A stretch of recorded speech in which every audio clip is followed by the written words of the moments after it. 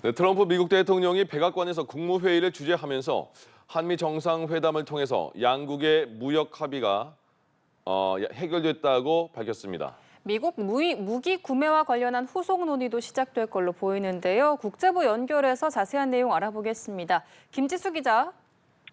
네, 트럼프 대통령은 현지 시간 26일 백악관에서 주재한 국무회의에서 한국과 무역 협상에 대해 언급했습니다. 한국과 무역 협상에서 문제가 있다고 들었지만 어제 이재명 대통령을 만났고 해결됐다고 발언한 겁니다. 이는 추가로 합의를 한 것이 아니라 기존 합의를 지킨 것이라고 했는데요. 한국은 뭔가를 할 수 있을지 시도하려 했지만 합의를 지켰고 그건 잘된 일이라고 덧붙였습니다. 큰 틀에서 합의한 양국 무역 협상에서 남아있던 쟁점에 대해 한미 정상회담에서 결론을 내렸다는 취지로 풀이되는데 쟁점이 무엇이었는지는 구체적으로 언급하지 않았습니다. 트럼프 대통령은 또 우크라이나에 직접 자금을 대지 않고 나토의 미사일과 군사 장비를 판매한다고 했는데요. 앞선 한미 정상회담에서도 미군 B2 스텔스 폭격기의 우수성을 자랑하며 한국이 군사 장비를 많이 구매할 것을 기대한다고 말했습니다.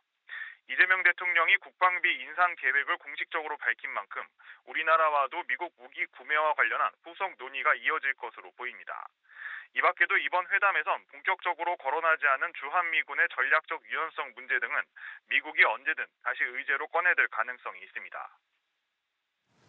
네, 미국 현지에서 한미 정상회담에 대한 추가 반응이 나온 게 있습니까? 네, 미국 현지 매체들은 상대적으로 적은 발언 기회에도 한국 대통령이 회담 분위기를 이끌었다고 평가했습니다. 또 이재명 대통령이 칭찬 공세로 승점을 올렸다는 분석을 내놨는데요.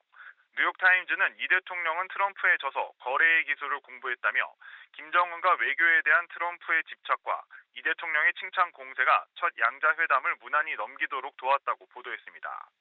정치 전문 매체 폴리티코는 이 대통령이 트럼프 대통령에게 환심을 살 만한 요인들을 치밀하게 준비한 것이 성공적인 회담의 요인이라고 봤는데요.